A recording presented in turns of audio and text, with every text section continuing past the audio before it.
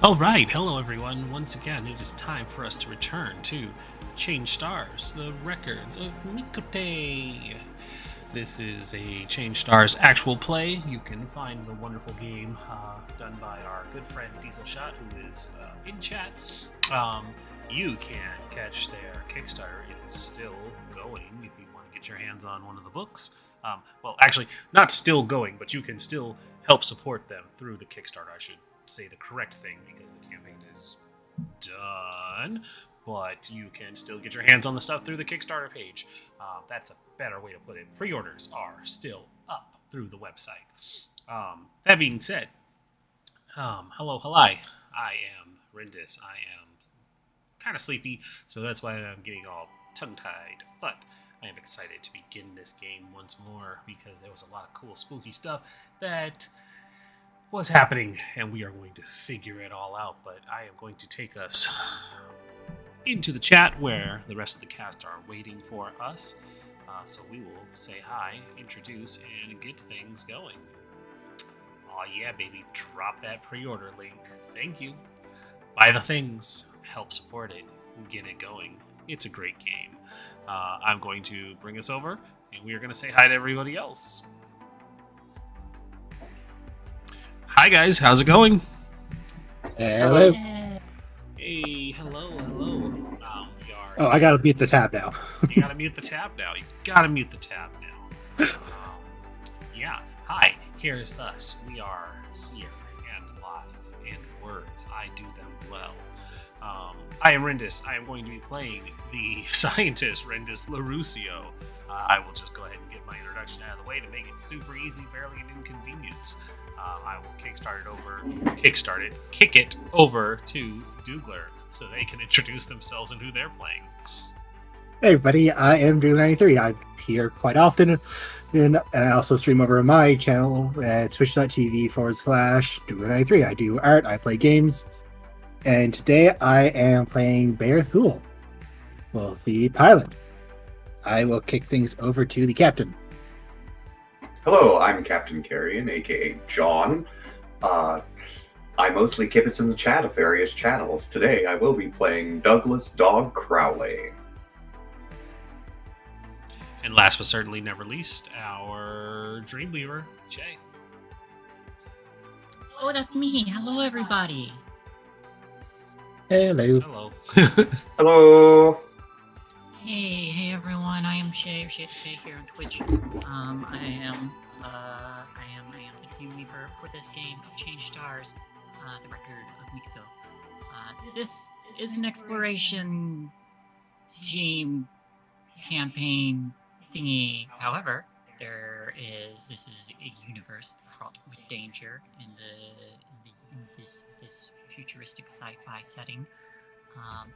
As last time, my wonderful players, had come across a derelict Mirai ship, a vessel that is from a race that is part of the Trinity Federation.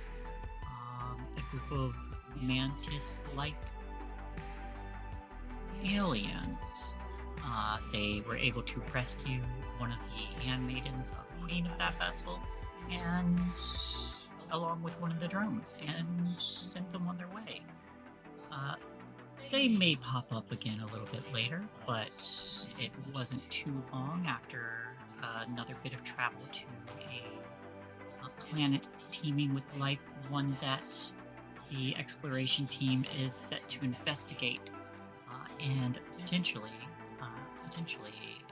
take this star system into their own borders if things work out that way. However, they're not the only ones with their eyes set on this location, as they have just come across the very same pirates that had raided the derelict ship that they've come across.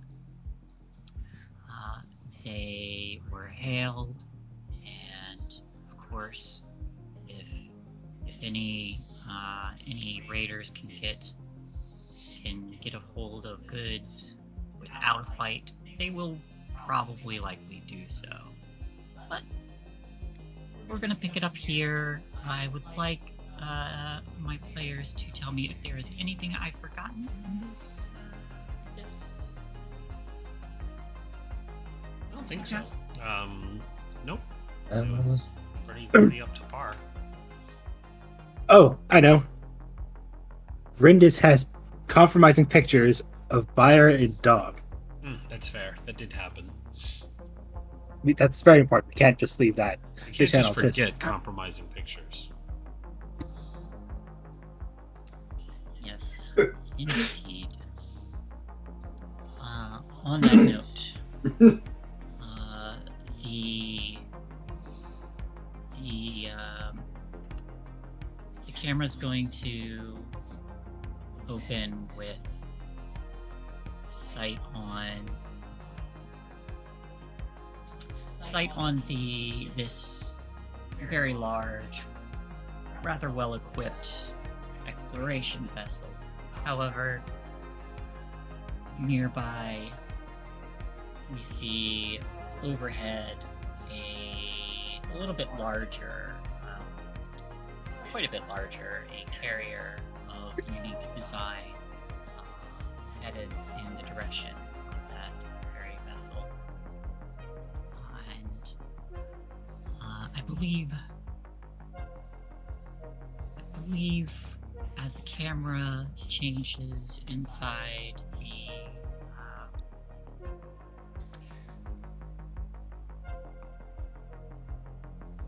words escape me, the deck of this starship. What? As the captain of the ship looks to the others to try and gauge how well equipped they are to handle this situation. But she looks to Douglas and says, and asks, "How well equipped are our soldiers?"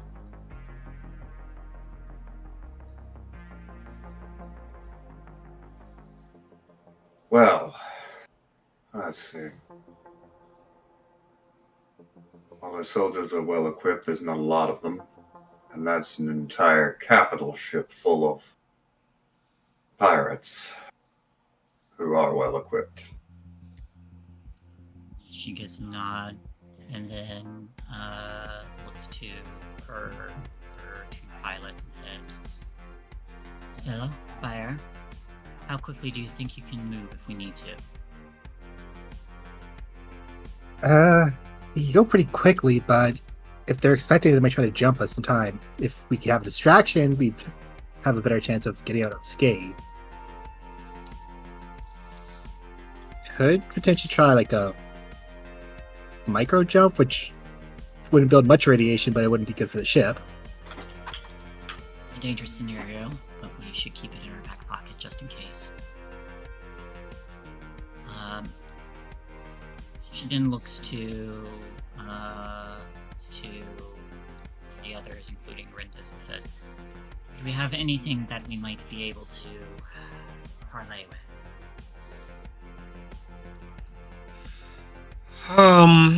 That's a tough one. I am not sure what these pirates are actually looking for. Usually having some modicum of an idea of what they would desire most would make reaching parlay easier for them. Maybe we could talk with them a little bit and see if there is something we could do to make an exchange before we give any false promises. And she gets a nod and opens up the hailing comms again and begins to converse again, saying, "This is Captain Quest. What is it you want from us?" There's a moment not long before a reply comes. A voice comes in and says, "Well, goods or services are always helpful. And if we can come to an agreement, then of course, we'll see you on your way.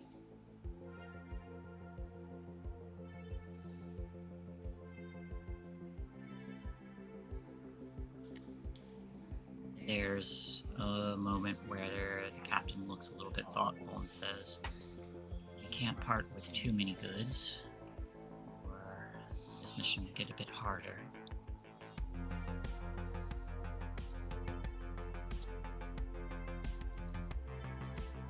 And the voice comes through again and says, "If you're willing, we could meet in person and discuss an arrangement." And a moment passes again before as she paces, she says, she presses down again and says, "If we agree to this, I'll accept no more than a dozen of your people aboard this vessel." And there's another pause before the voice comes back and says, "All right, a dozen of my folks, and we will speak face to face. Please hold steady. The Brunhilde will dock with your vessel in a moment." And the captain then shuts down the common and gestures for Brindis and Douglas to follow along. Buyer, if you wanted to, you can leave the helm in Stella's control and join them for a little bit of added.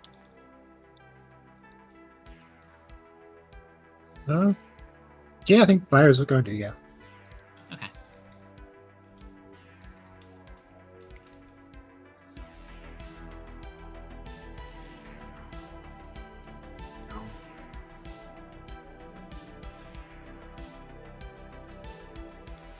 Douglas would go along because, small part it is his.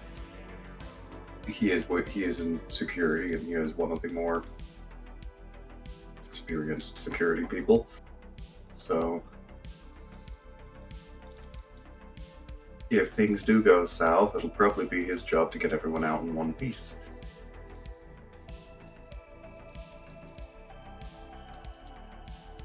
All right.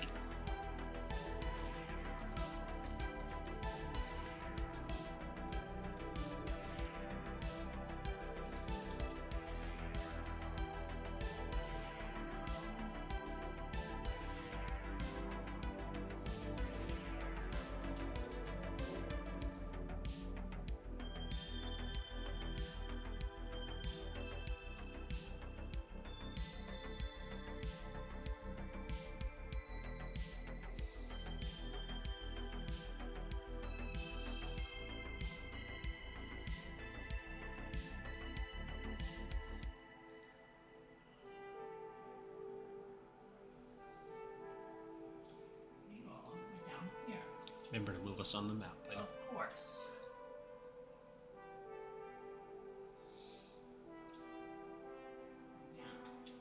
Yay, it's the map. it's the map, it's the map, it's the map.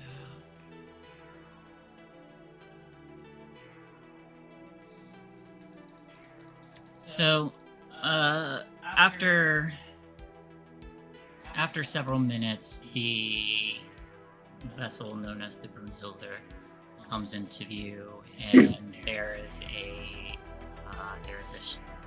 shutter on the vessel as the two of them are able to dock. And when a number of soldiers aboard this vessel have prepped themselves and are standing at attention as the bay doors open, letting in a small retinue of these pirates. She gestures for two of them to stay back.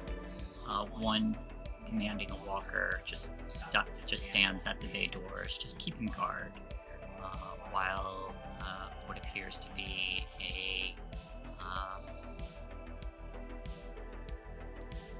a renegade Mirai, probably one that is not bound to a queen, as most are.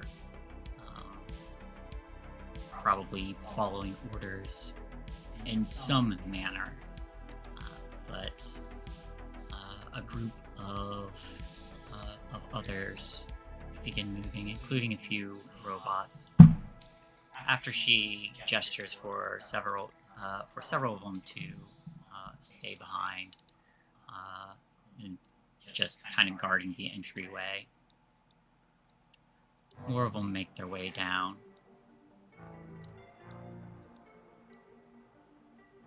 She'll stop before crossing the guards.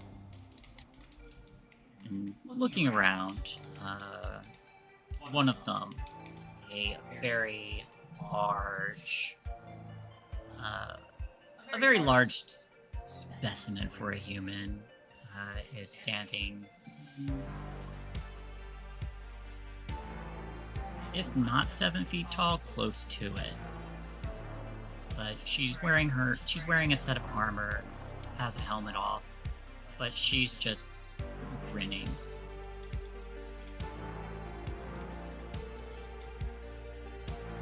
You see this tall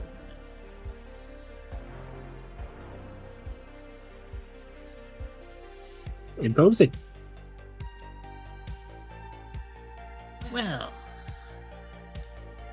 shall we find a place to discuss, or are we going to do it here, across the room from each other? Captain looks checking on the guards, and what would you all like to do? Would you like to take them to Would you like to take them to the mess hall, where they could potentially converse easier? Huh? I said cause a mess. Cause a mess. Yeah. Or that would entail them kind of cutting their group in half, more or less.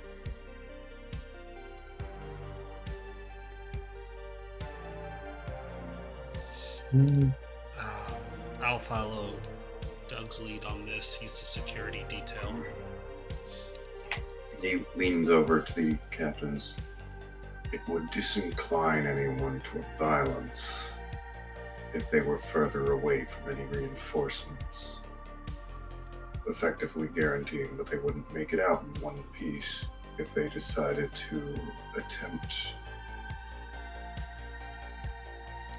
to use force in negotiations. Yes, the home field advantage, as they say. Mm-hmm. There's And he's leaning over. He's saying that quietly enough. It doesn't really carry across the room. Oh yeah.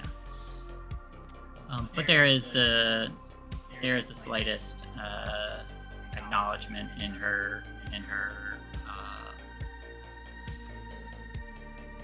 body language before she glances across and says, "Well, since we are hosting, why don't we take you somewhere where we can get some drinks and be a little more comfortable?" And at that, several of the pirates surrounding her just kind of, some of them smile and kind of glance to her, kind of hopeful for that. But she glances back towards where she left the others, points to two more who look very disappointed, and two of them fall back.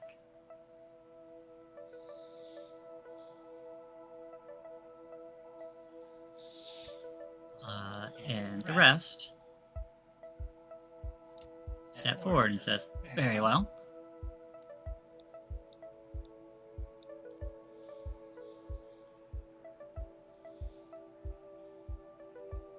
Alright. other than advice that he's asked for, Douglas is going to be very quiet. Same with Fire. He is not a negotiator. He is an insurance policy.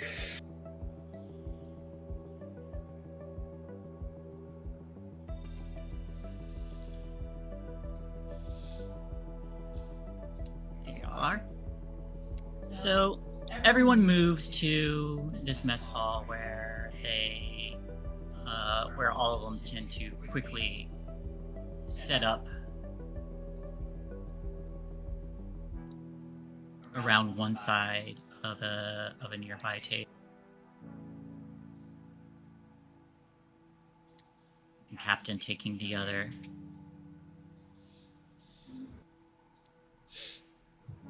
And No, he is just assuming standard position behind and to the right. so you would notice very clearly while the three back here quickly order a few drinks and begin imbibing. This one and this one don't get anything alcoholic. But they all sit down and relax, and after a drink, the room a little bit tense, but the large woman kind of sits back and says, "Well, remind me next time I'll host."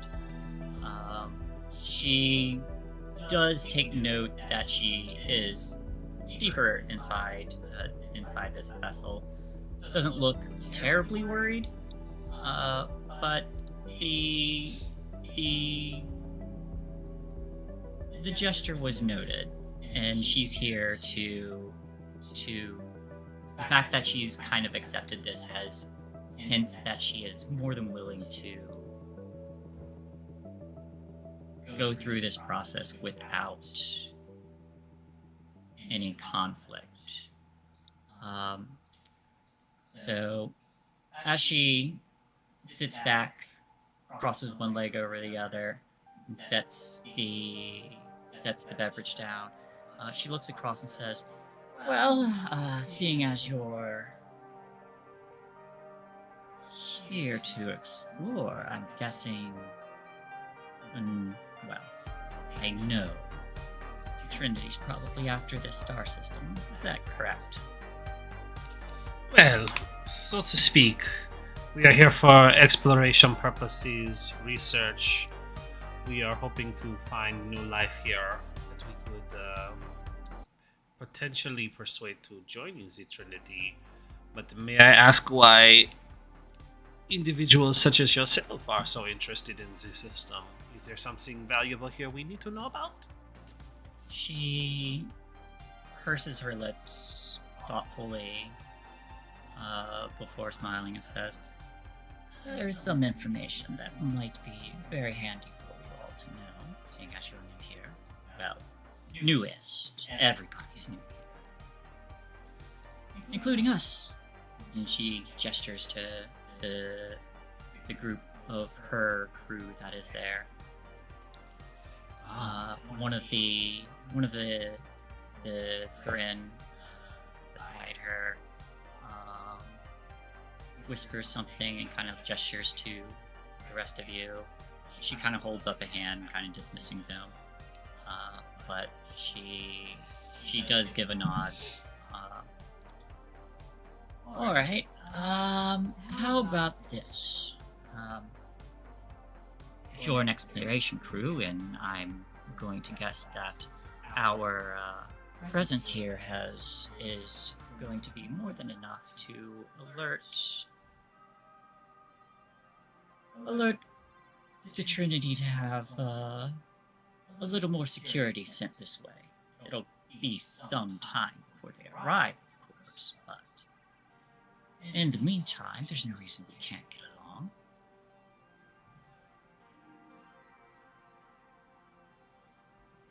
Yes, I do believe we should all be friends. There is, as you said, no reason for hostilities. You did not fire on us, we did not fire on you. A mutual exchange of information and supplies would be beneficial to both parties. And there's a pleased grin on this woman's face. The captain says, "Of course, we cannot give away a large portion of our supplies. We have a fairly large crew here." And there's a thoughtful moment before this woman, Brunhilde, or at least what she's being titled as, talks back and says, "Well, services are accepted as well. Let me get right to the point then.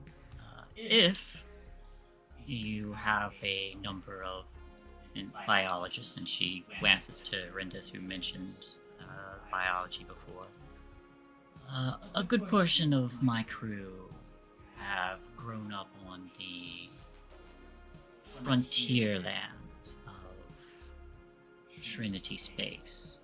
A lot of people who couldn't get treatment or medicine, or have been left to fend for themselves with some of the Trinity's unpleasant past kind of laying into us."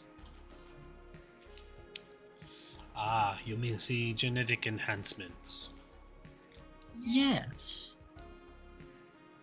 Of course, I use the term loosely, and she kind of glances about to make sure she's not overstepping.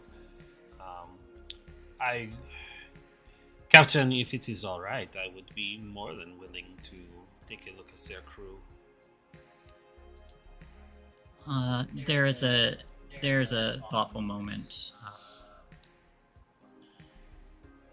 from the captain as she gives a nod, and then says, "If it will allow us to keep the bulk of our supplies, we should be in good standing for at least long enough before the Trinity can send more supplies if we cannot procure our own." And she gives a nod then and says, "Very well, Dr. Endis, if you're willing to, or Dr. LaRusso, if you're willing to do this, this is an acceptable trade." She glances back to the pirate captain, who gives a nod and says, "Of course, the humans I speak of, I'll give you a list of the crew members willing to undergo the procedure to have various health defects removed from them, if you would be so kind, Doctor. Additionally, I feel it only fair to impart to you a little bit of knowledge, since you have been so amicable.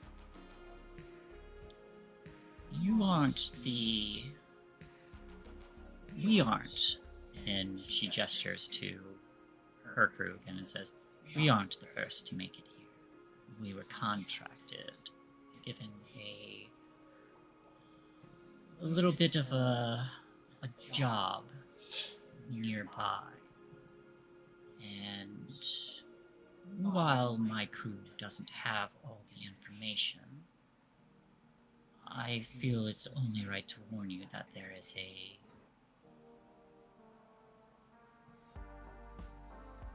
another presence that is not on good terms with the Trinity." The captain, Captain Klesk looks back and says, "And who would this other group be?"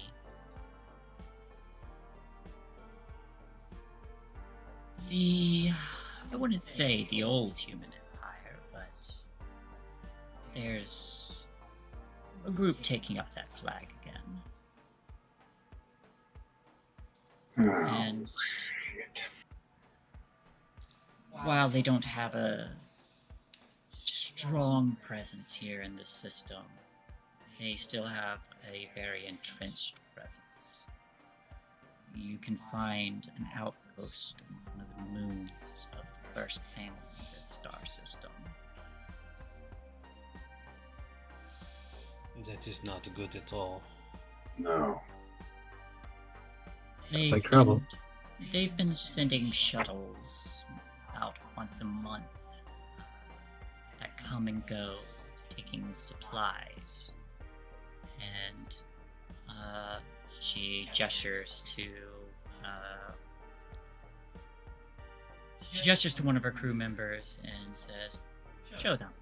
And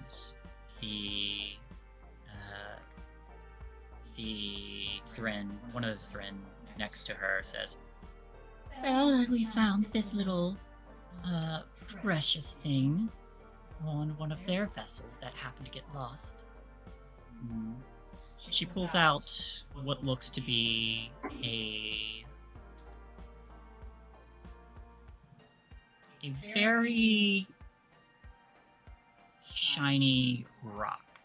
And as she pulls it out of this pack, I would like anyone who wants to go ahead and give me an insight. Insight.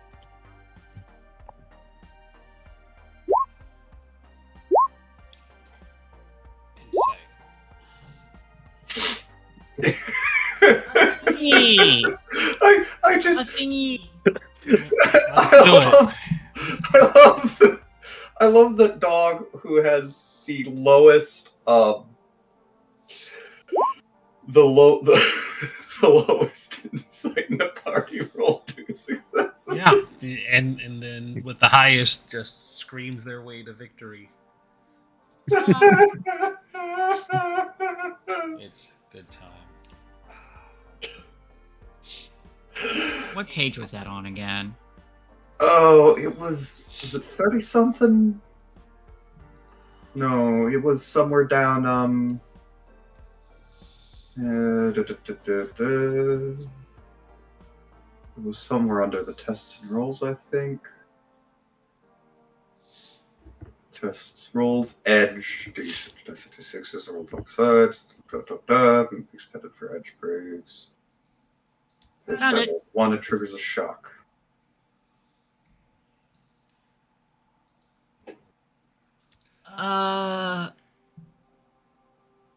Okay.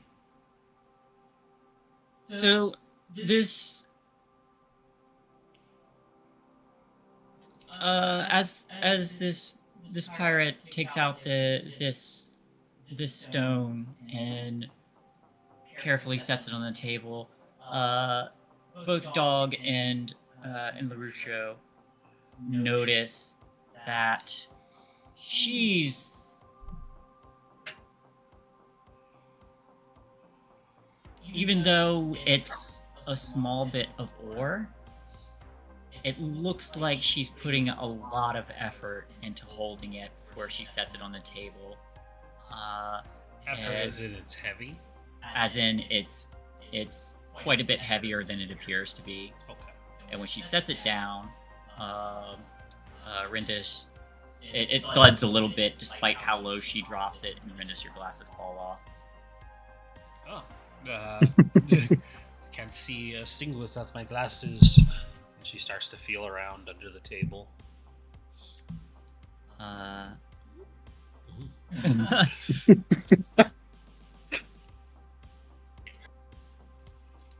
You give me scrutiny. Hands, squeeze. Going for all the scrutes under the table. One success. All right. You find your glasses and you put them on, and when you look up again, one of the other pirates kind of looks at you and just kind of winks. Yeah, exactly. She's scrutining her way under the table. She says, "Oh, pardon," and she'll turn around and scoot her way back over. But they pass this, or they set this heavy stone over. And the captain kind of gestures to BR for a moment. Would you grab that? Barry's gonna reach over to grab it. Give me whatever athletics would be. I have to keep remembering endurance. I think Endurance. Oh boy. Enhance. Okay. Hey, okay, so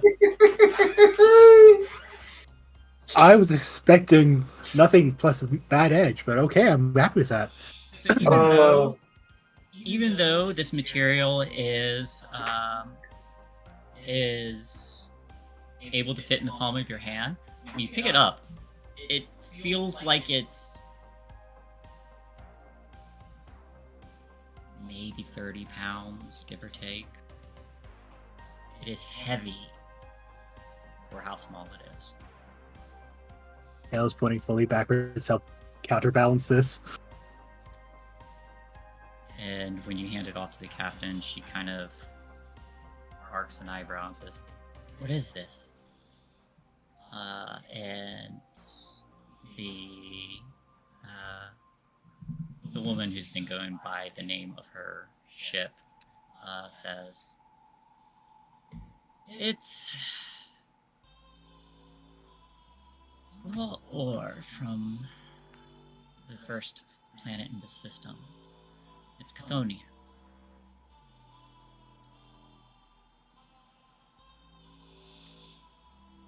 And she sits back and says, they're mining material. And Brunhilde gives the nod.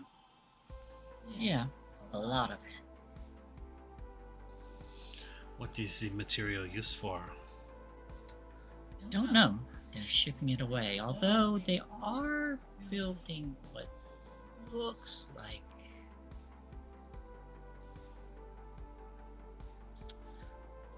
an older style space station, but I'm really not sure what it is.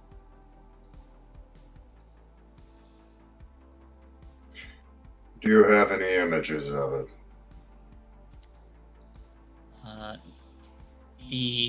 The other Thren says by her other side is like, oh, I do.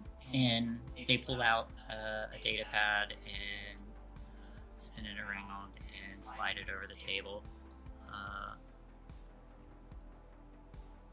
Douglas, when you get a look of it, it looks very incomplete. It's in very early stages, but if you were to make a guess, they would probably be using a lot of the ore that they found on this planet. And while it looks like it's just a skeleton frame that's still incomplete, but it looks like it's starting to take the shape of a ring, at least the tiny amount that has been built.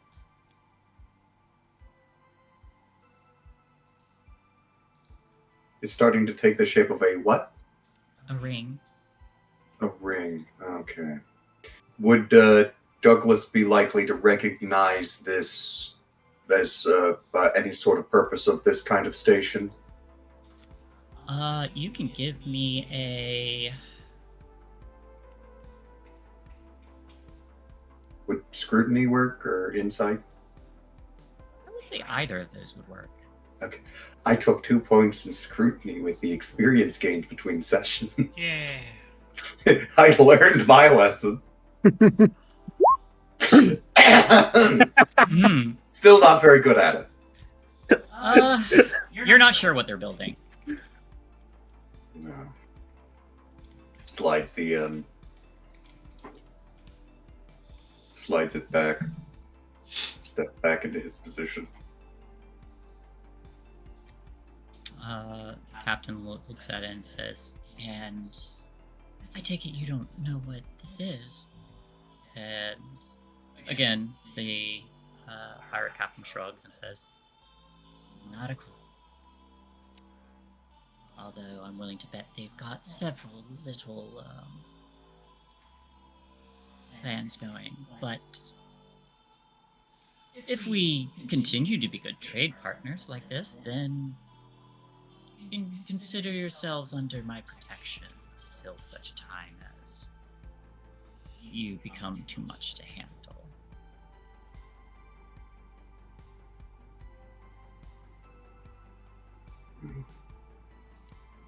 Captain gives a nod and slides the material back over.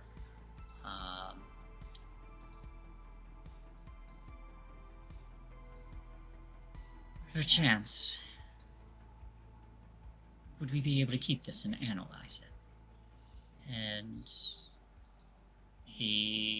the woman who originally passed it over glances to her captain, who shrugs and gives a nod. All right, but on the condition that you keep us appraised.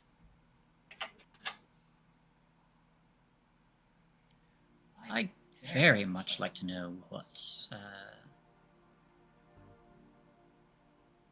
this reborn empire is planning.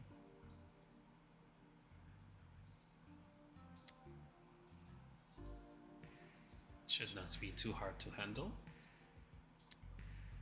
Keep in mind that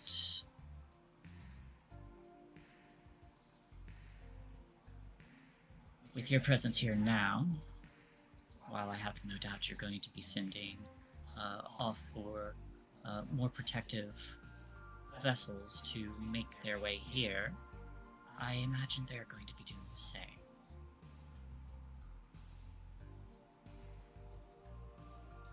Which could lead to some conflict, guessing. Potentially. That won't be for several months at least. It takes time for them to get here.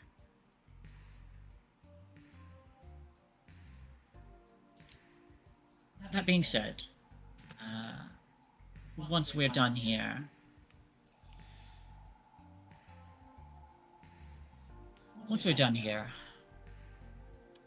I would like... Once we're done here, you can find us on the 4th planet. We've got a small makeshift home. By no means is it finished, but it's a place we can rest. She passes along the information of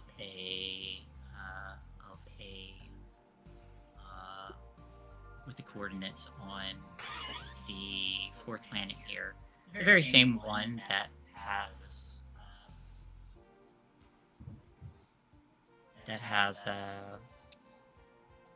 borderline no tilt to it, and because of that, there's only a very thin habitable place around its equator, and it's very cold.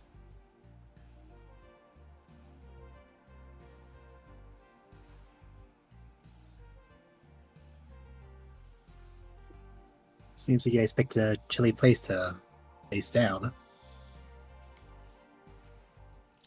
I feel it is all part of the old Earth themings they have going on for their pirate outfit. She says, it's not so bad once you get to used to it. There's crevices there that block out a lot of the more frigid air. Very livable.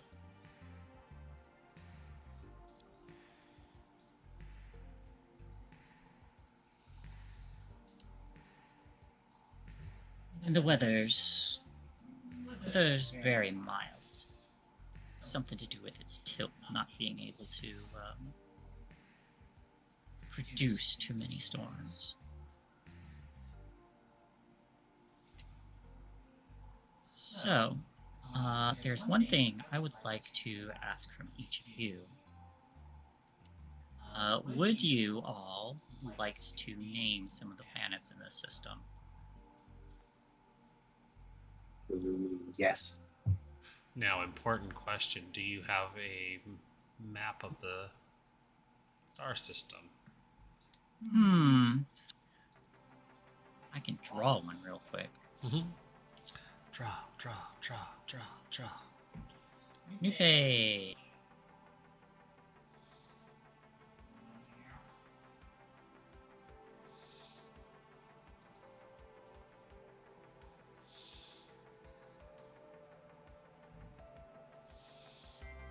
Wait, why is the board still bright white?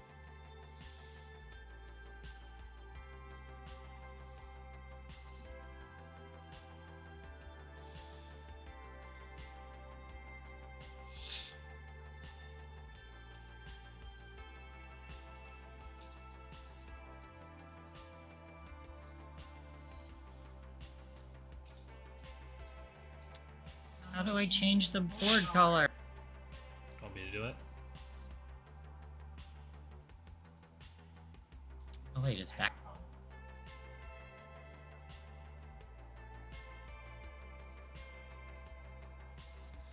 Yeah, so Yay, I did it.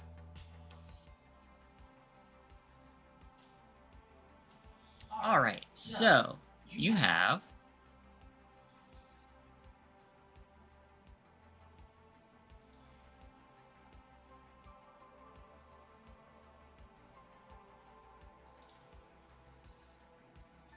the star.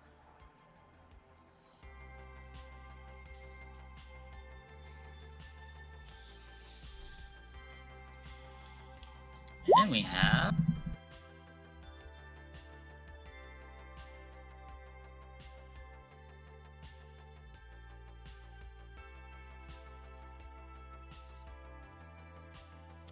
little Chthonian planet.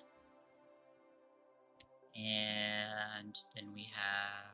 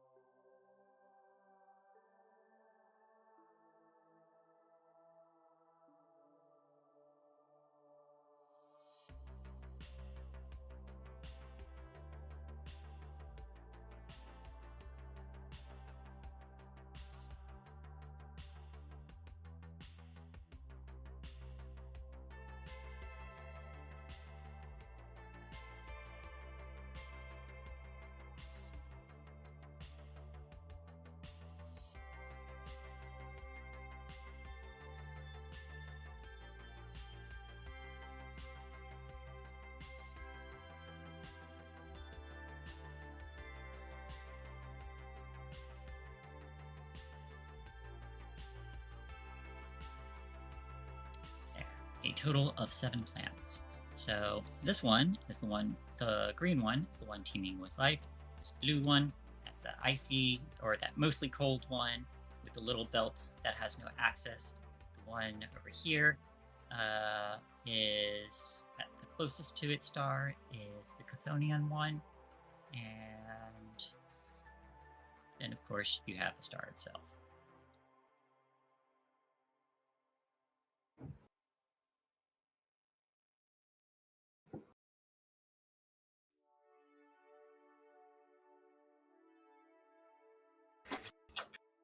Does Bruhenda's planet have a name yet, or are we named that one?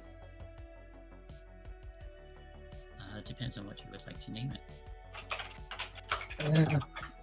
What something else? Because Something what? it would have to be something Norse. Well, when you look at the data pad or with the information coordinates that where their system is, their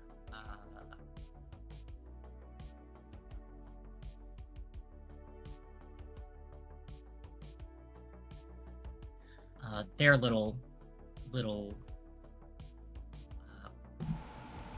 their base is Nierheim. And they said the first planet is the one that had the ore mining. Yes, the first one is basically the core of a former gas giant. The first one is a former gas giant? Yep. But it's too close to the star, so It all got evaporated. Yeah, most of its atmosphere is gone. But that's also where they found that very condensed ore. And the blue one is where the pirates are from. Yes. Okay.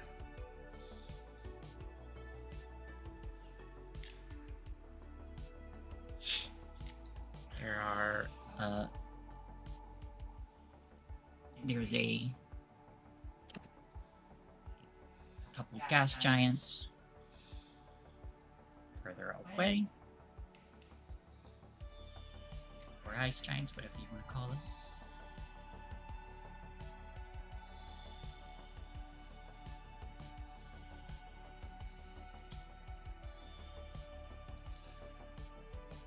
I want to call this one.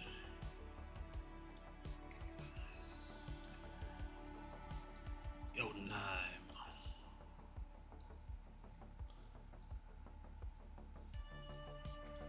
Yeah, honestly, that fits. She was a big woman.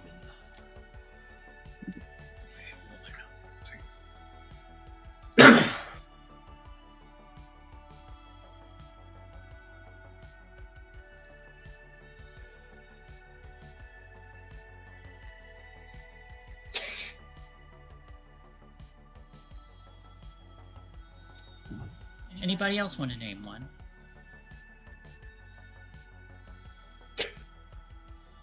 You gotta be careful. Dog is perfectly content to call them 1, 2, 3, 4, 5, 6, and 7. First planet, third planet, planet we're here for, fourth planet, fifth planet. This other planet causing problems.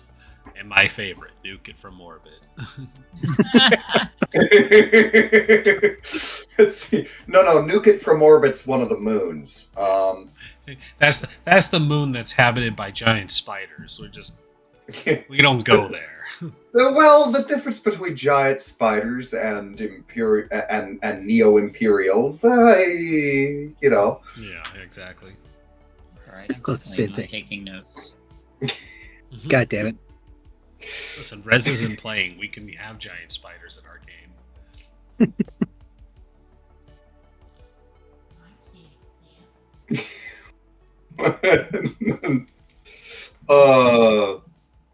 What is? It's the one where if you ask him to name one, it will be named by a simple descriptor. All right, so Big spinny ball of gas. planet name Big ball of gas, slightly smaller ball of gas, planet that used to be a ball of gas. All right, I'm just pulling up the name generator then. I just call this planet Planet. Call this planet Planet.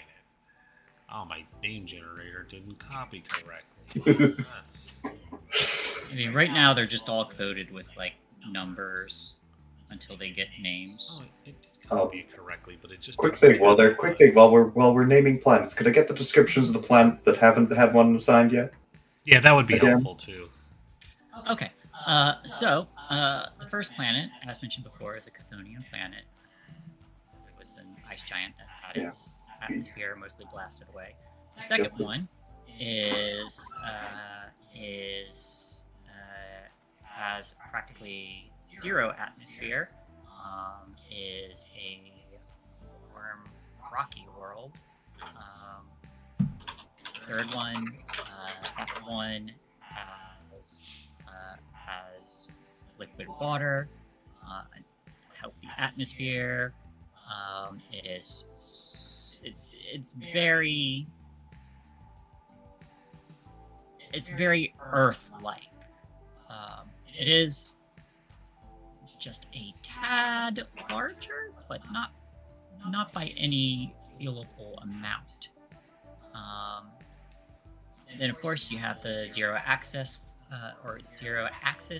one that just spins, and due to the heat from its star, its equator is the only livable area. Everything else is just solid ice.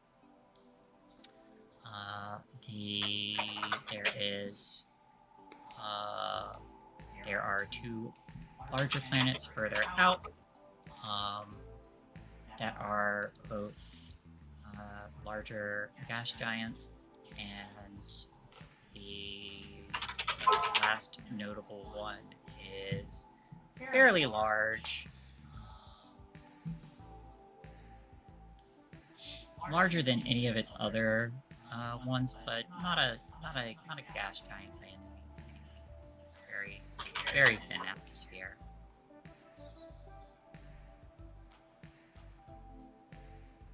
Big rock.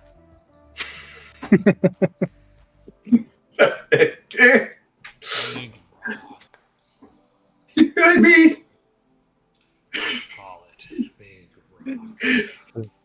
And of course, like any other star system, there's a bunch of like planetoids, stuff that just float around it as well, but nothing nearly as significant.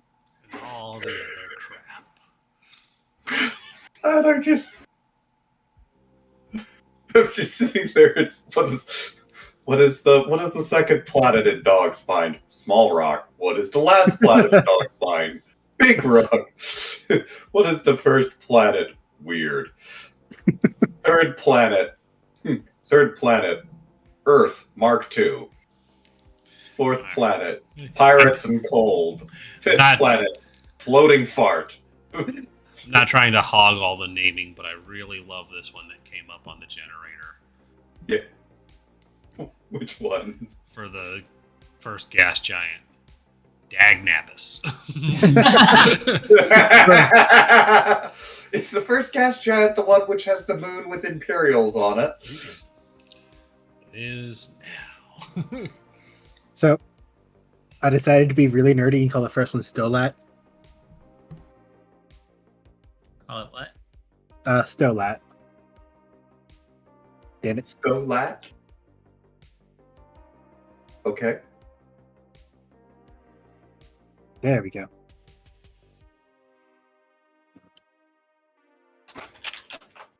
It is a Discworld for it. Reference.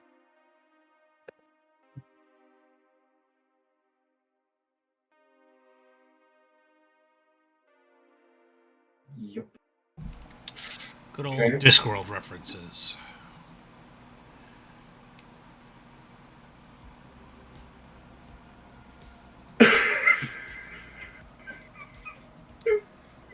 I'm glad we're having fun with this. Figured you might. Let's see, what else can we come up with here? I'm remarkably easy to abuse with the concept of naming things, but not always very good at naming things. Is there a particularly dangerous world? Because I found another great one off of this generator. Depends on what kind of danger you're looking for. Yes. All right, Well, you know what? I'm gonna spiders on the last one. I'm putting it on the last one because you brought up a valid point. Here we go. And just keep in mind, this is entirely off of the generator. I didn't make this myself. I love it. No go. Nope. No go, nope. No go, nope. No go, nope. Are you sure that's what you want to call it? Just go, just go. And No go, no go. There's nopes there. Go.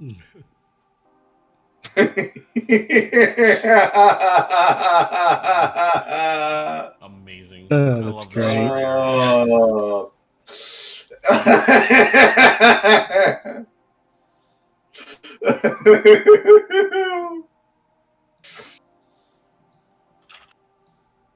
Oops. There we go. No, come on, cooperate. There we go.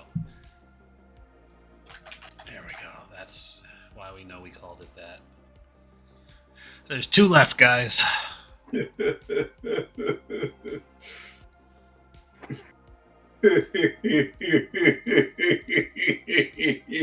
I'm still laughing about No Go No. No go, nope. Yeah, does anyone in chat have an idea? Yeah, chat. Feel free Yeah, to. chat. Do you want to name some planets?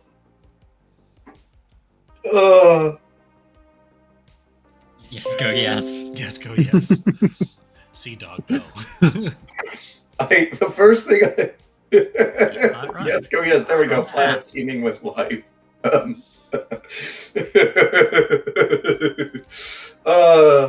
The first thing I saw in the chat was chicken teriyaki.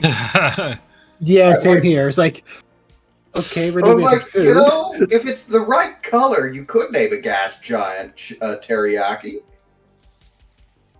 Named that for its beautiful teriyaki-colored storms. I told Rez we named the last planet in his honor. No go nope.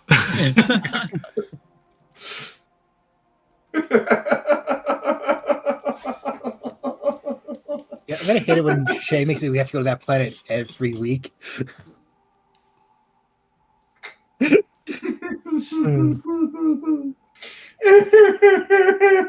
So good. The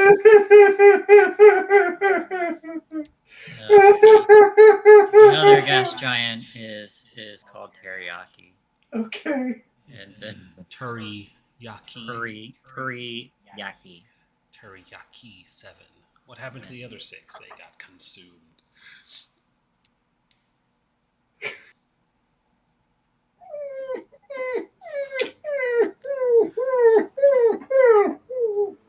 And then yes, go yes for some reason. Yes, go yes. Okay. Because of course. All right, but once we're done here,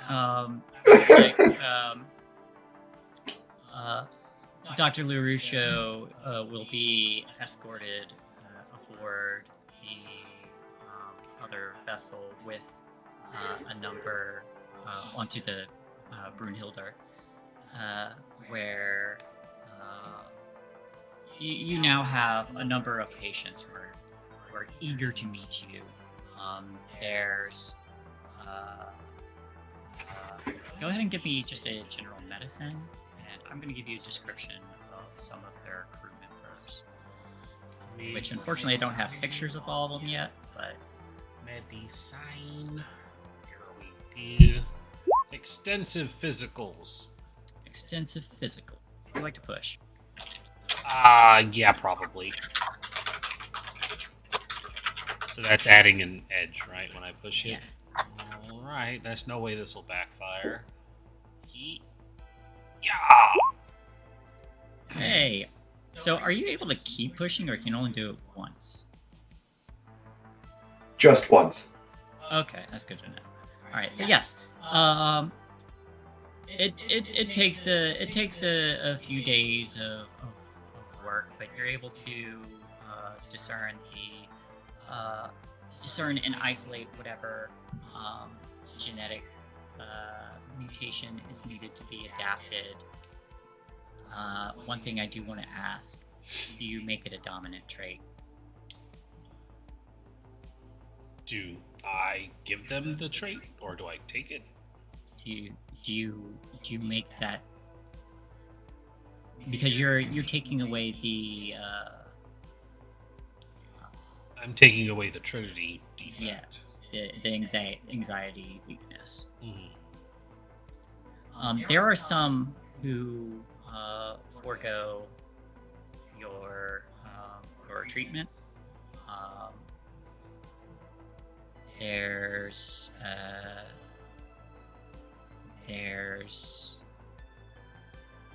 the captain of the Brunhilde foregoes the treatment along with a group of others. I'm not going to take anything from them other than the defect. Okay. But Does that mean I won't take samples from them with me? I definitely will, but I'm not going to take their traits away, no. Okay. So, there is a portion of the humans on board who will likely refuse treatment, but as long as you're on board the ship, probably with a retinue of guards to keep you safe, you are treated pretty well, especially since you're helping them. You're probably invited to partake in some drinking games, and um, you probably have you definitely have one or two of the pirates coming up and and saying they love your work and want a book signed. Oh, well, absolutely. It is always so good to meet fans of my scientific methods. And is the crew primarily human, or are they mixed? No, it's just the humans that you were treating.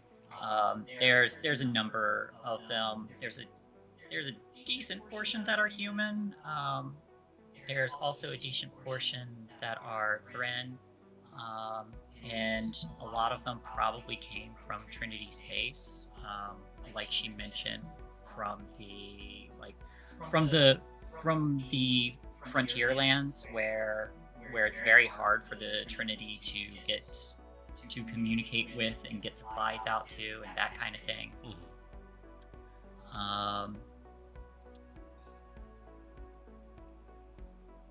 But it's and if either excuse me and Bayer, you're probably like ferrying them back and forth over the next few days. Douglas, you might be able to act as Dr. LaRouche's security if either of you wanted to make any kind of roles while to pick up some more information. But at least from your time there, you would notice that while there are a few Mirai, there aren't many of them. There are also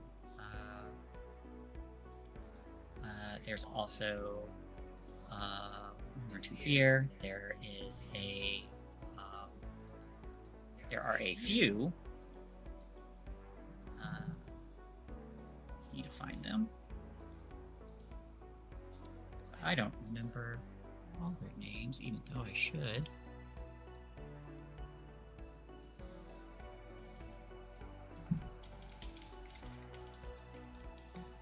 Newsquay, that's what I was thinking. There are a few Newsquay, and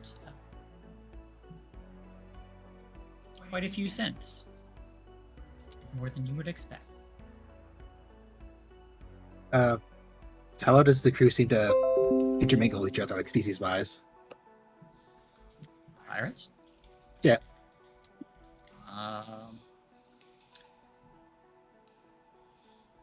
Most of them are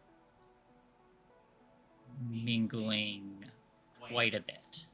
There are some that tend to keep to themselves a little bit more, but they're, at least when they're on board and not working, they're playing drinking games, they're getting rowdy, they're partying basically. You should still be friendly with them. For science. I feel like Verdis actually says that to Bayer, if I'm not mistaken. She does. For science. Right? Do you have 3 times drinking intolerance? Ah, see? Perfect. You will mingle with them quite nicely, build rapport. Yep. Bayer is going to actually interact and mingle some. And If they're not bring going me to... back as many samples as you can. Oui? Samples of what? Yes.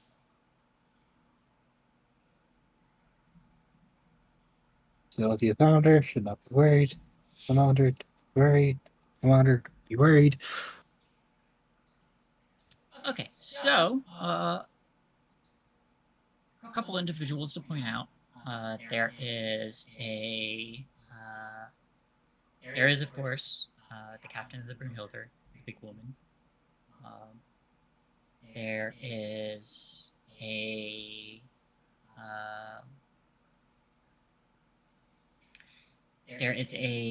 smaller woman who tends to keep to herself a bit more. Seems to be very, very tech savvy.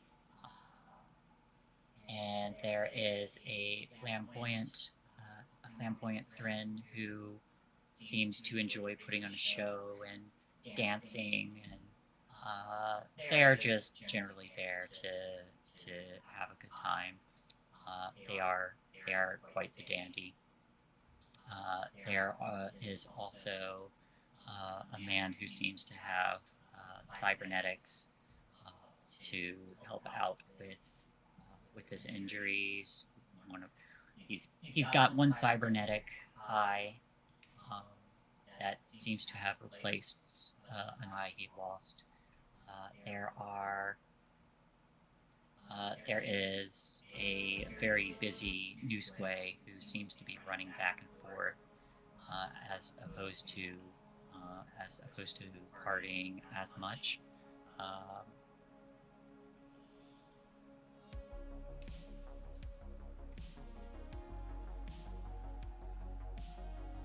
Go ahead and roll me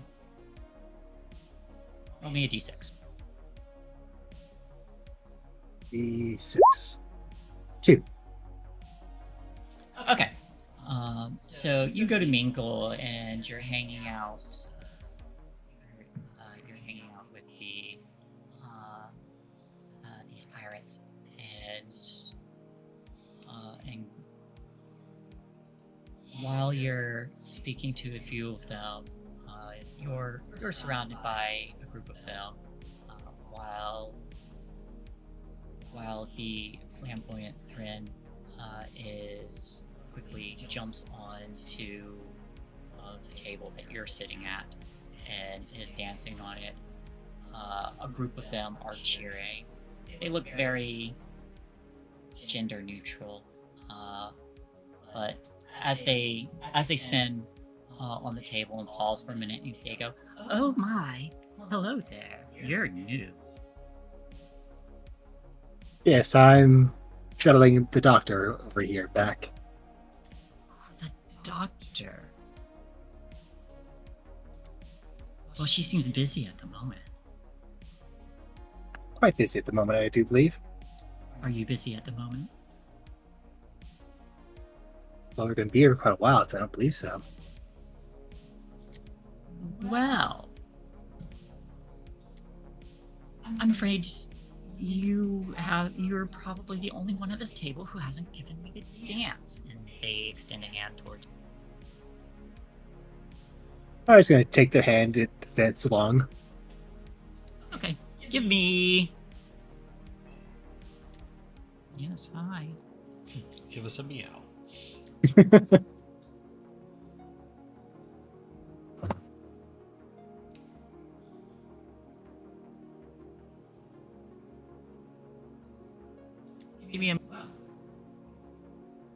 Give me a maneuver. Maneuver. Piloting for the wind. Maybe. Yeah, alright, so you're used to this kind of thing, and so you're able to give a good dance. How saucy do you get? How spicy do you get? Because they're definitely getting spicy. I was going to keep matching their energy. Okay, so as the two of you are dancing on this table, the rest of the pirates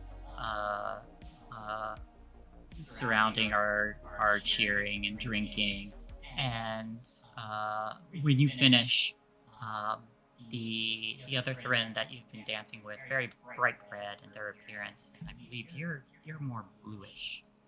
Yep, fire is blue. Yep, so they're smiling, panting a little bit from the exertion, and say, "My, you can really keep your toes." Well, I'm a pilot. Got to know how to move. Well, if you're interested, you could stay here a bit longer.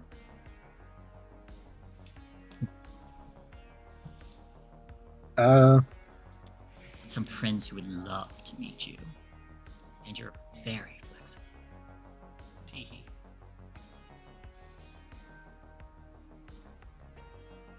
How much time left does Spire have here today? Spire has to be responsible, but should they want to go have fun? Enough time. Have more than enough time, I believe. Mate, let me introduce you. So you're taken off, and it's going to be the camera kind of follows a little bit before the other train kind of pauses and gestures for a few people to follow, and then the door closes.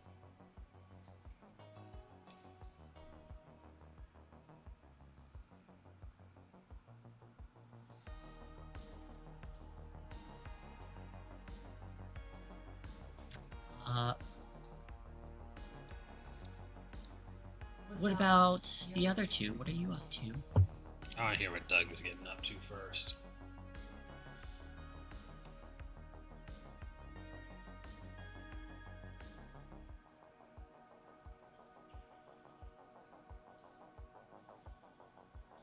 Doug, what are you up to? You're muted if you're saying anything. I'm sorry. I forgot to unmute. I have been occasionally making comments. Oh no, we missed all of it. Yep. Oh. Let's see. Okay, so basically, he's. I'd assume he'd basically have gone along as security for the doctor.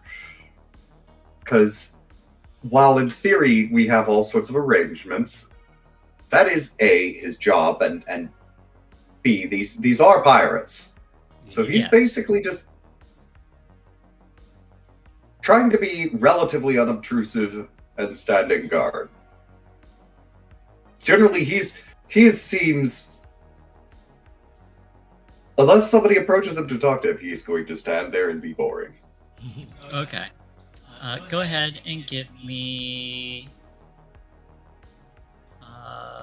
you're keeping an eye out for trouble, so go ahead. Scrutiny. So glad I took Rex in that. Doesn't help me a damn bit. He's screwing with the best of them. They look like a bunch of... Do you want to push? I should ask before I... You know what? Why not? He doesn't like the situation. He's stressed. D6! Shit.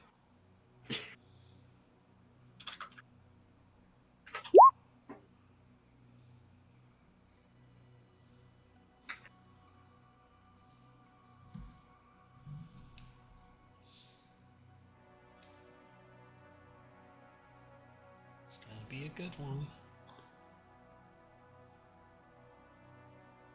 Okay, so you lose some movement. That's not going to do anything right now because you're. It's hard to get through. People are kind of like pushing their way through. At least when most of them are partying, they don't seem to care that they're bumping into folks or not.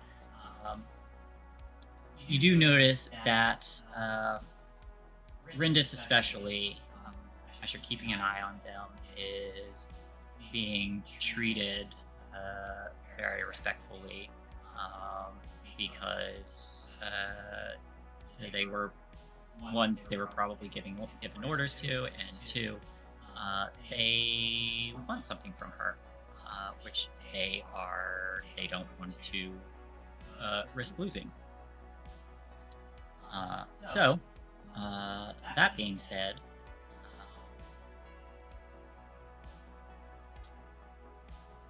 as you're watching them, you bump into someone, and this gentleman turns. They appear to be another human. They're the one with the cybernetic eye. They've got a braided beard, and you see that he is armed and also watching everyone. Currently, he seems to be one of the ones chosen to keep a lookout while they have guests on board. But seeing you, there's a moment where he studies you for the briefest moment, but says, whoop, hang on. that mutual studying of shared professional interest. Pretty much. But he says, soldier from the Trinity vessel, Humitar, right? Could you say that one more time? The Humitar, your Trinity vessel. Yes.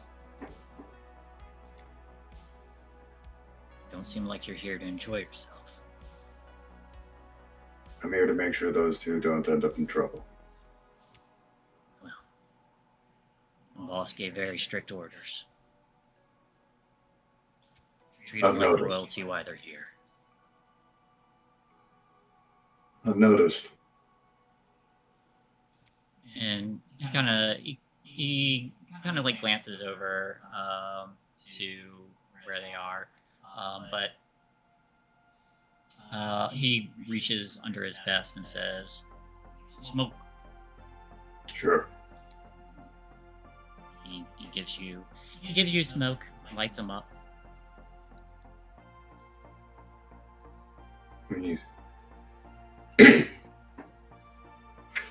This is if offered to smoke out of the relevant pouch would come then in reverse offering a Pontiff's Red.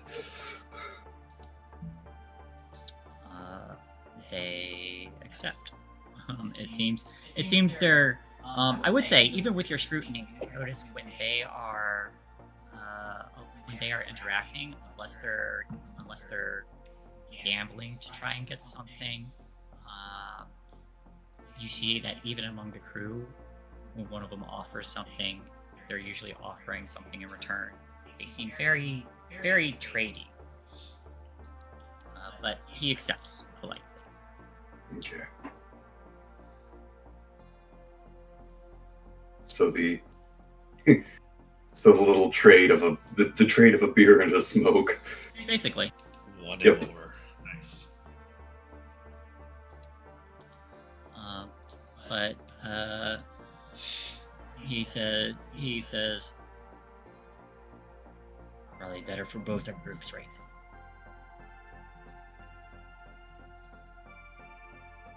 now. Mm. Can't say how that's going to be down the line, but for now we can all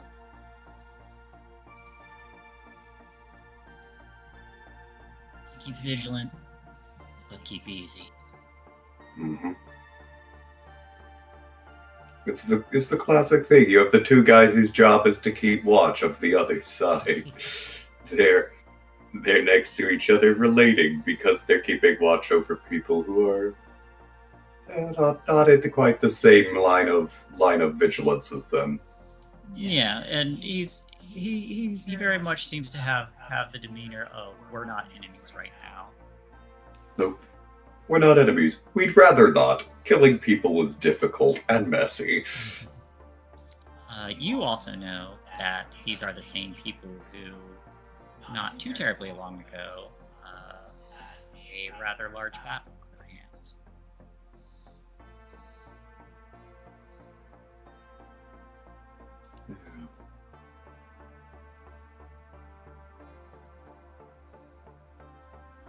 They probably suffered casualties.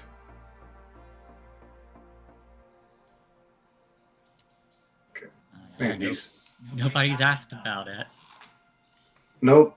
That seems a matter of, we're going to politely ignore that little issue right there for the time being. Let's not poke the bear.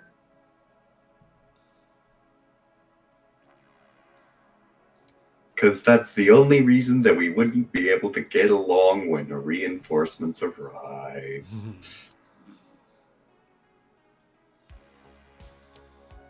Right. So the two of you stand and just overlook everyone menacingly. Two soldiers from two different groups doing their duty. They're standing there, being unobtrusive and very boring.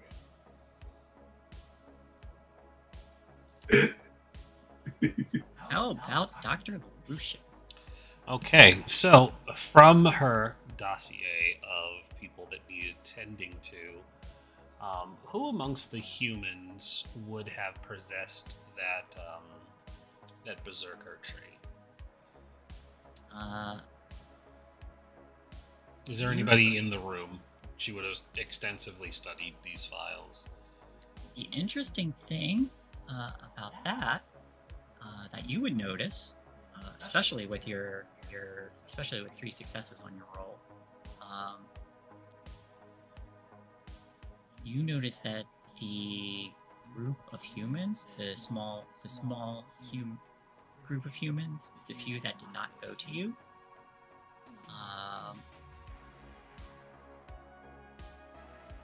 It's all of them, huh? probably, because when you overlooked the genetic traits of everyone you've done the studies of, you did not find any anomalies in that trait that you were observing. Okie dokie, she's got her work cut out for her then. Yeah, they don't know that you know that there is an anomaly, and are just kind of passing it off of thank you for the offer, but I'm content as I am, kind of thing. Thanks, but fuck off. Okay, so she would have been probably not drinking a lot, but drinking socially, and she is going to approach the largest male that is not currently chatting up our good friend Doug.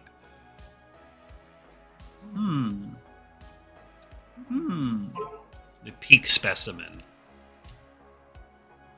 One of the human ones that you hadn't checked? Mm-hmm. Okay. So there are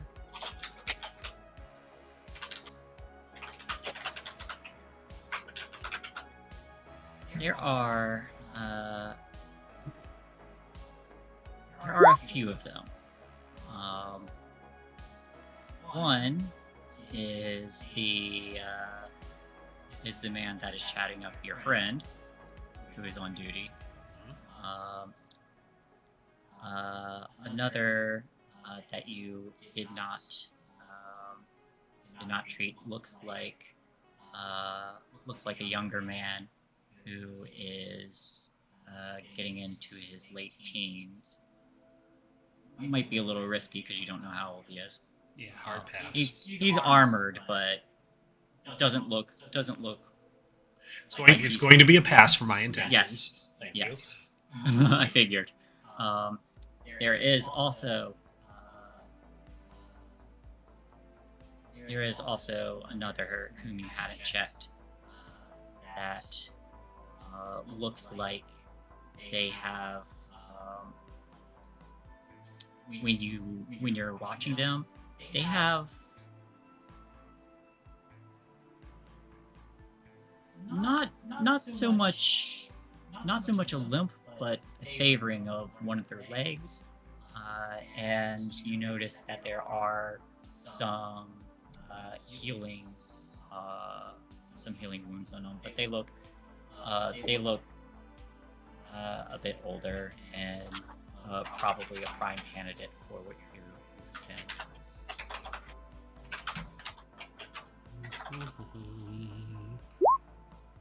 Okay, she's gonna approach the older gentleman. Hey, good evening. I wanted to have a chat with you. I saw that you were here sitting alone enjoying a drink, and I find that is unacceptable. Ah, you're that Trinity doctor. Oui, that is correct. Brindis La Rusio, a xenobiologist at your service. Pleasure to meet you. And he extends a hand. What can I do for you? Drink? Drinking first, yes. And I just had a couple of questions for you. I wanted to pique your brain, as it were. Find out what makes you and your people tick. Oh, well, can't say I'm one of the ones in the know, but sure. And she does order them something incredibly strong, and she is going to play up the charm and the flirt, and she says, well, you are a man of many seasons. I am sure you know quite a few things. Go ahead and give me...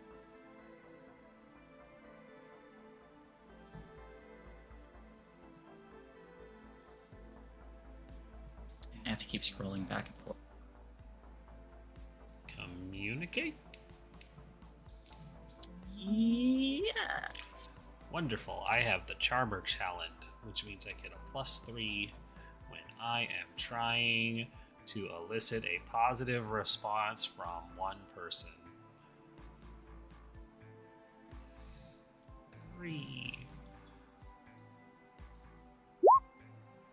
Oh, so many Ooh. successes. Give me a D6. Let's have intercourse! Sorry, it's always going to be the yelling one, no matter what these rolls are. 5. You join Bayer in the posse. Or, yeah.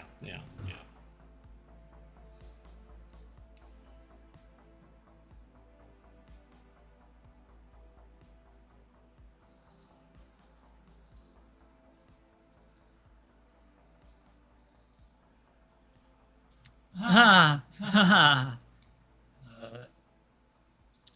Choking up, you're unable to speak, only sputtering. But you also got 4 6s. So you're I sound so eloquent in my mind, and she just goes, blah. you say no. You're giving the here's how I imagine it. You're giving some background and like where you're studying, and you're using like larger words. This is a guy who kind of grew up on the frontier, probably someone who did like hard labor and that kind of thing. But he looks a little confused at some of the bigger words, and he tries repeating them but says them wrong. Then you try to correct him, and then he repeats it again and says it wrong again, and it's just a back and forth where it starts becoming a jumble of words. So I feel like with all those successes, it just turns out to be more cute than stumbly. But he drinks, and he's more than happy to drink with you, and he warms up to you pretty quickly. And while you're telling him about yourself, he does give you a little information about him as well, especially becoming more pliable with the drink that was offered. He explains that he was he did work in one of the rural factories that was on one of the back part of Trinity planets, but had a run-in with some of the authorities after accidentally hurting one of the people he worked with.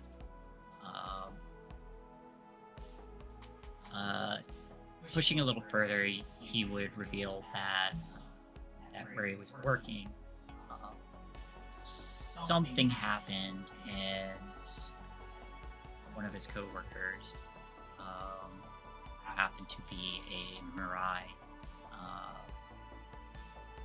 He got into an altercation with, and he was blamed for it, which might preclude how he ended up as a pirate, having to run. Well, she is going to listen with rapt attention and continue to play up the charm. Gathering all this information is going to be very helpful for the others later, but she is very much intent on drawing him away somewhere where she can collect this sample.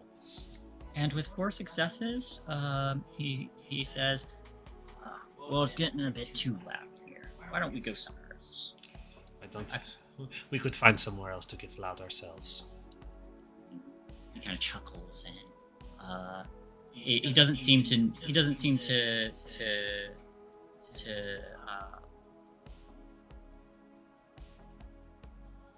He doesn't have any like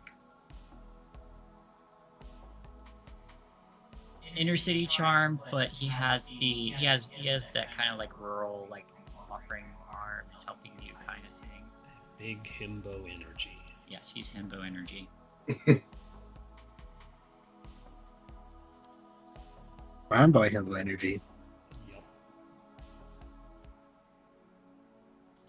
And I'll say you managed to get a sample, as it were. As it were. Quote unquote.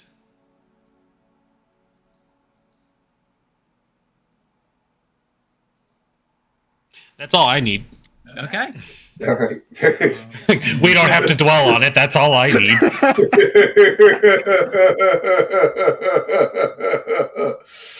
And So, a dog is sitting back in there, they're just like, and there goes one, there goes the other.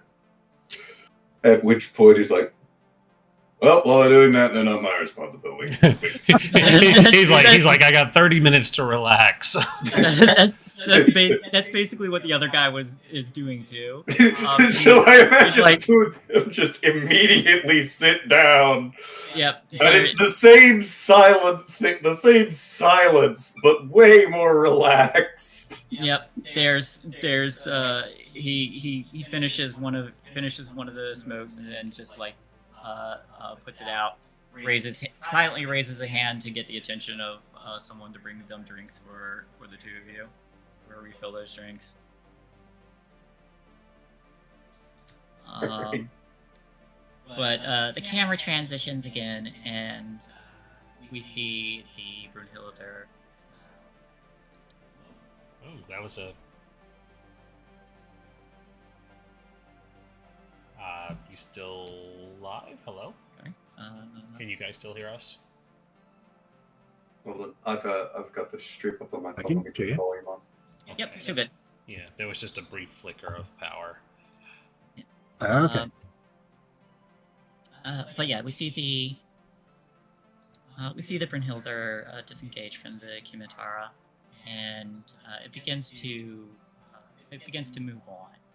You all are aboard your vessel again, which after a moment begins to make its way to the planet with the most life on it, the one that's probably got the most scientific potential.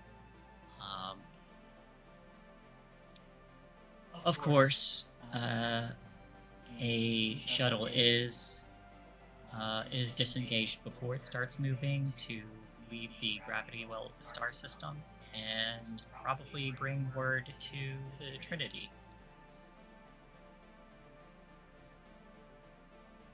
It'll be some months before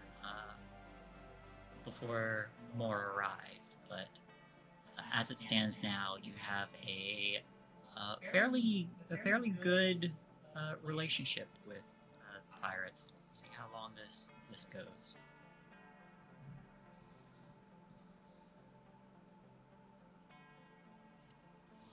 but we get a shot of the ship taking into orbit of this planet.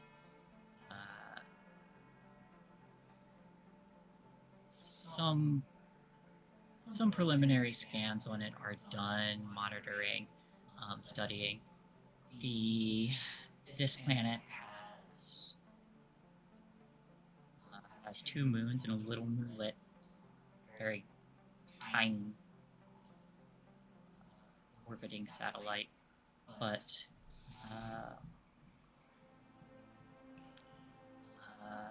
as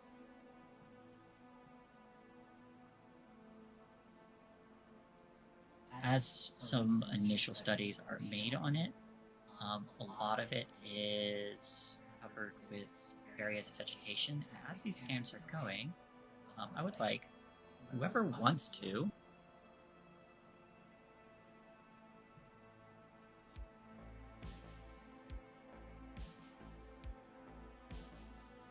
I'm gonna say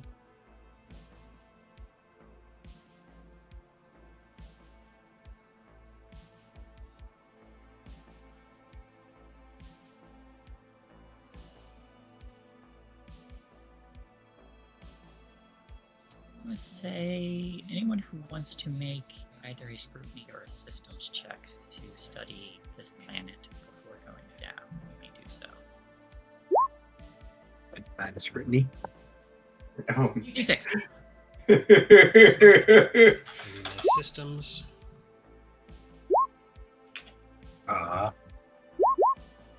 That is a 6.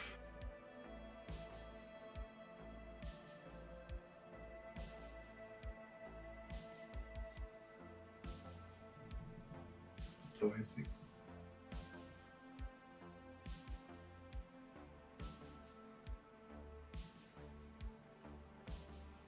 You lose your next side action. So, as the two of you are studying this planet now with your vessel in orbit, there is something that both Rendis and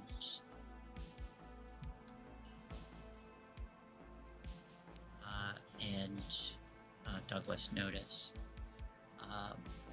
The two of you quickly, or the two of you become aware that there is something else down there that is more, how to say it, organized. You find structures.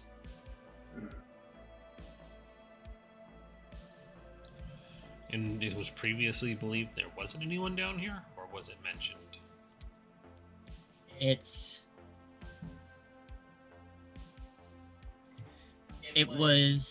They knew that the probability of life was very, very high. As far as intelligent life goes, sapient life, I guess I should say, that was kind of up in the air. Okay. But that kind of thing is huge. There's signs of building that's very different.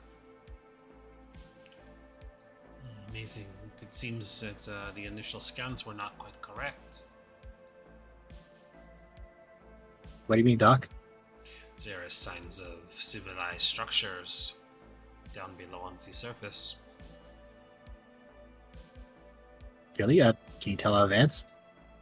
How advanced does it look with my 3 successes? Is it Your 3 successes. simple huts, stonework, concrete construction?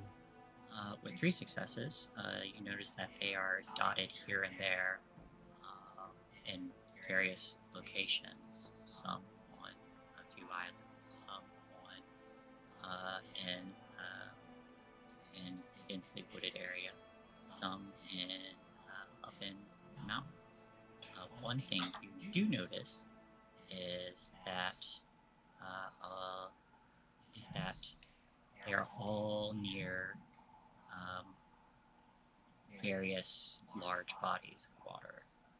Scans are indicating signs of civilization and migration patterns between whatever species is inhabiting these settlements.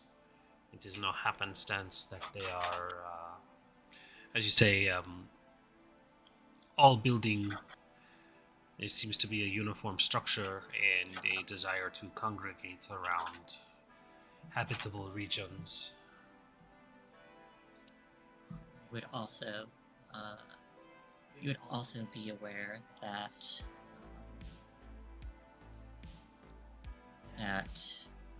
a lot of their structures, or a lot of the more advanced structures, I guess I should say, are carved stone. It appears to be early stonework at the very least. Without going down and getting more detailed information, it's a little bit difficult. But the captain and a lot of other people have become very interested and are quickly trying to search for more.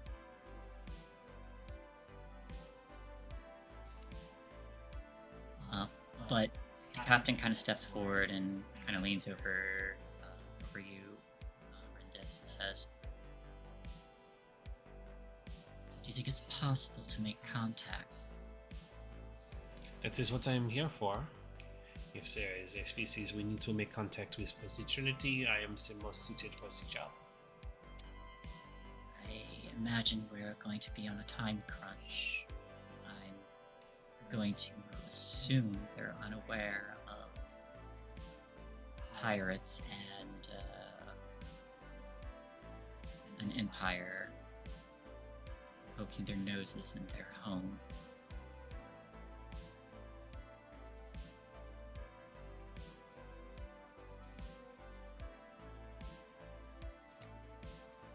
But she straightens up again and kind of and looks to the rest of looks to you and says, "Who do you need for a crew?" Somebody who is good at shooting, someone who is good at driving, and a few other people might be helpful. Folks who will be able to navigate the environment and not be killed.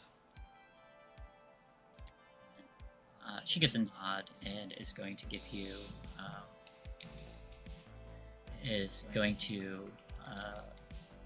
turn around and says, "All right, people, let's move.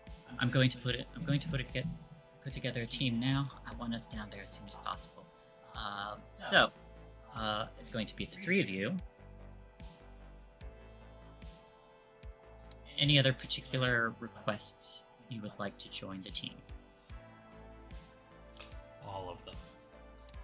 The entire vessel is abandoned. The entire vessel. Gimme. Wave after wave of minions until the robots reach their kill quota. I don't know anything about the rest of the crew, so I need fire support for Doug, at least 2 other researchers maybe, and maybe another mechanic to help Ryer. Alright. So, Y'all are free to give input as well, as they're your specialties. Gotta see someone's mechanics is a good idea, because I don't have too much of that. If that any. Be wanting a reconnaissance specialist and a survival specialist and at least 2 additional security personnel. okay.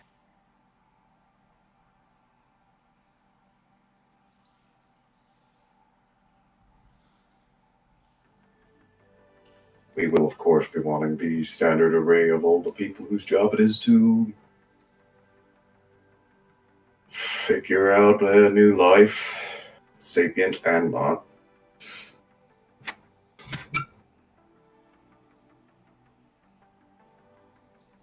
That is not my departmental responsibility. Maybe a trainee pilot as backup, just in case something goes down, because it makes sense for mission-wise, especially an important one. as well as personnel who can handle any atmospheric craft that we use. Alright. We'll get...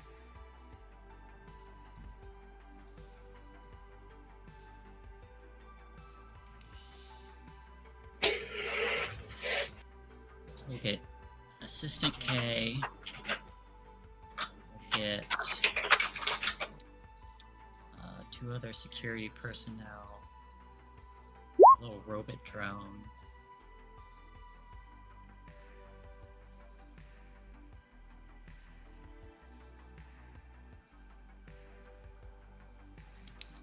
You get a robot friend?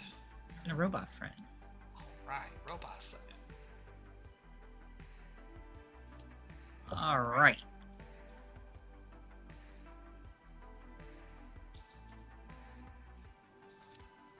So the scene changes again as you all are getting ready and preparing for a drop to the planet. There are a few locations you could try to make. Do you try to... do you have an interest in going towards one of the more temperate wooded areas, perhaps in the mountains, or elsewhere? Let's... oh, go ahead. Gonna say probably not near the mountains because that's gonna be harder to land. If we get out, it'd be fast that would cause difficulties.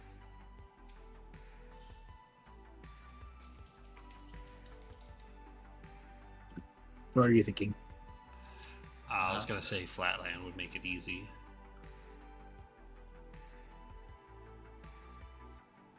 I'd be okay with flatland. All right.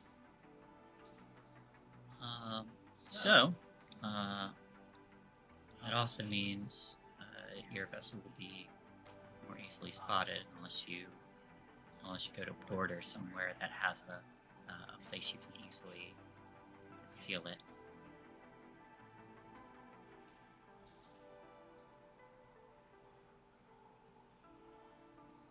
Certainly, it would be a good idea for the time being because we don't know how things are going to react to us being there.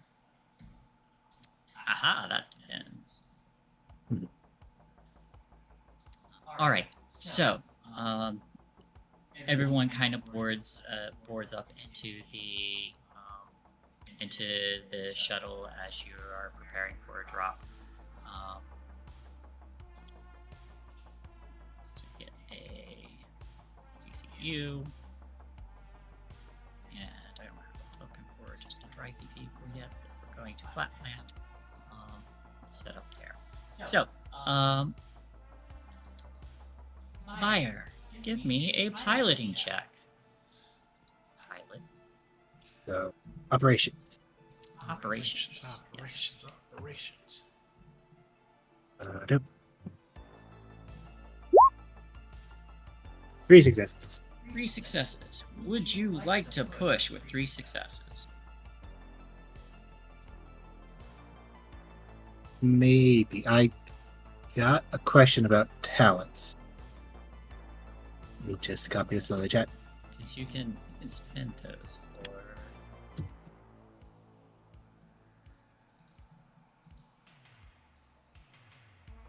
Would my talent here have any brain dying for a moment? You know how to press the limit. Any vehicle you're driving's handling. Through modifiers increased by +1. Increase success when navigate takes you. Okay, so you're fast.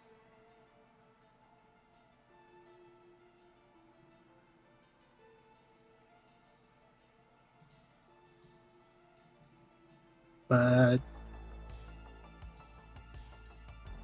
might as well give an extra thing as well, pushing it.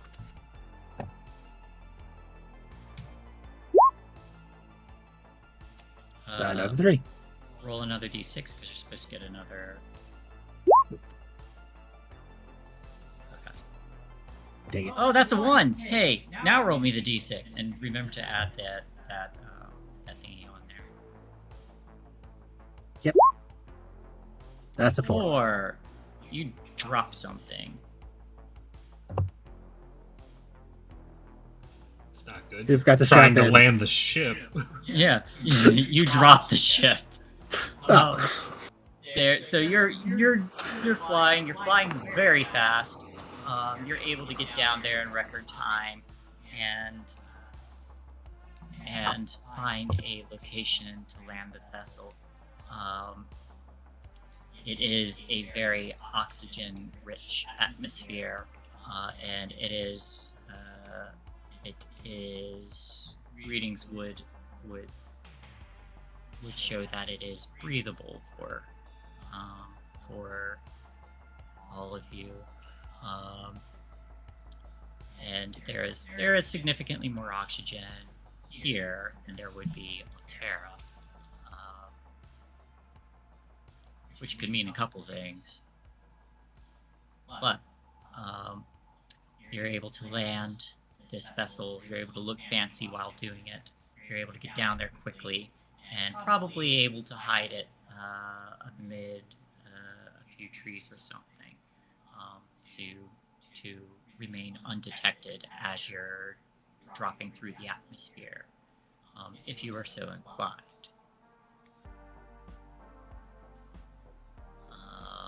As you're going down, you do a little spin just for the heck of it, and something falls out of your pocket.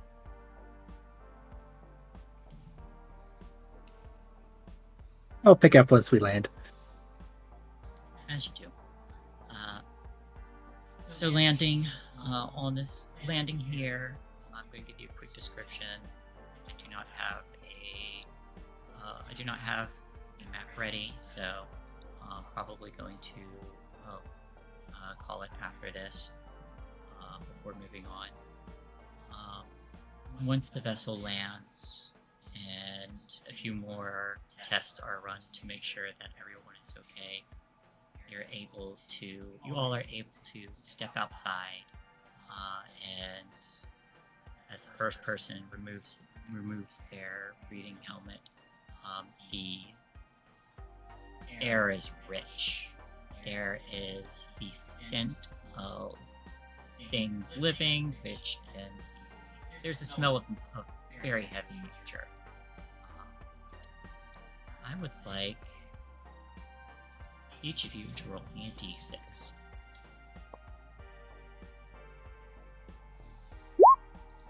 Four again.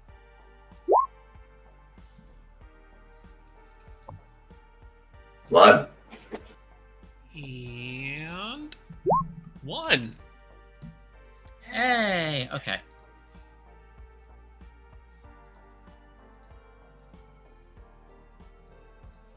So, as you land in this area, and step away, or step outside the shuttle, and begin to breathe the air, there is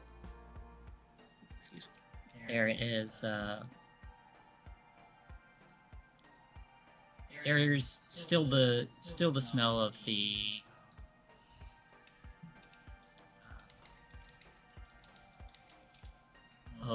of nature mixing with the smell of the scent and fumes of the shuttle burning through the atmosphere, and touching down. But both for Dog and Dr. Indus, as you step out, the two of you notice there is a patch of flowers that seem to blossom as you get closer, and they are bright colors. And as they blossom, little translucent tendrils kind of stretch out as if they're reaching for you. Wow. As a scientist, clearly the first thing I'm going to do is take off my helmet and put my face in it. Okay. No. will scrutinize the hell out of it, though. Yeah, give me a. And if it applies, I do have the chemical analyzer. If they do try to shoot any spores or pollen at us. Okay. Scrutiny. 4. You start studying this little plant. It seems to be reacting to your presence. You notice very fine hairs on the petals, and these little tendrils that are stretching out from this weird thing. You know what? Hang on.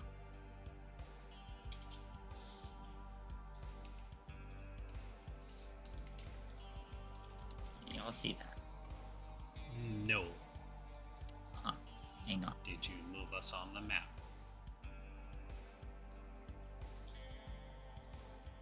We're still on the galaxy map. Or are you trying? That's fine. I don't have a map for this place yet, Okay. which I will have next week.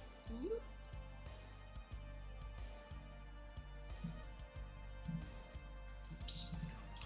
A couple things you notice. Couple things we notice. Grab it, plant. Yeah, it's a grabby plant. Its roots, as you're looking it over, appear to be drilled into rock. Very interesting way for it to secure itself to something. The fine hairs are reacting to your movement, and the little tendrily things that are reaching for you.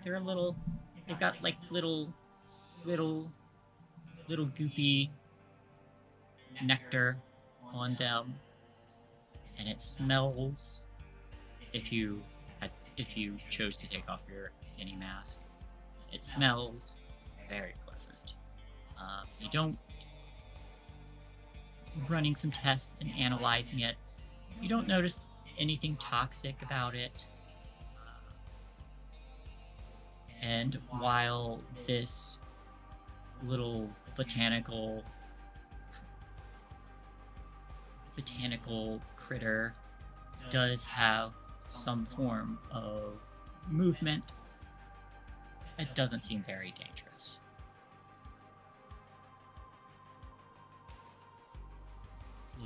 You would also, depending on how much more in depth you get, would see that the little tendrils are capable of dispensing seeds.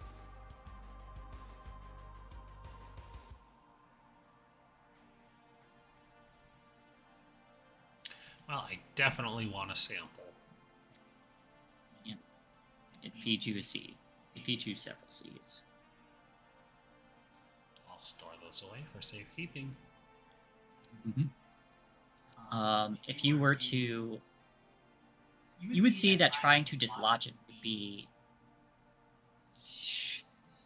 it would be difficult to uproot it because it's bored into rock. But with some effort, you could probably chisel away around it and take one with you.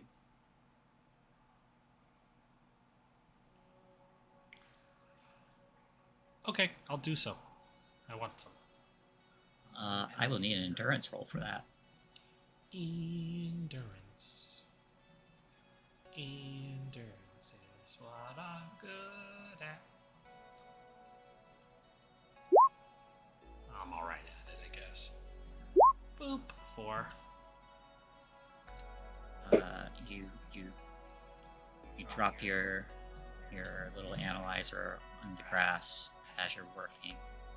It takes some time, but you're able to dislodge a portion of the rock that has this little flower rooted into it.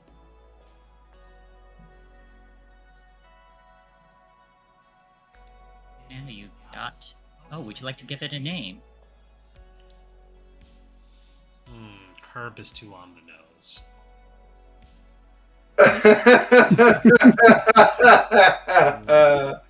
We'll call it Gerald. And so, a new plant has been discovered. That plant is known as Gerald. Yep.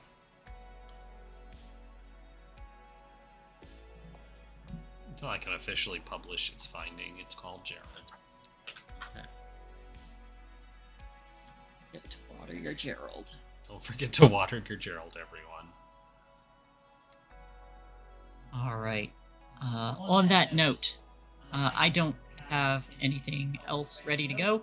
I was working on stuff, but I am just I'm working on like everything. So, I will come up with more later. All right. Sounds And Alrighty. you all now have a little technical plan. Have fun. good. A new friend. That stakes onto things that just let go.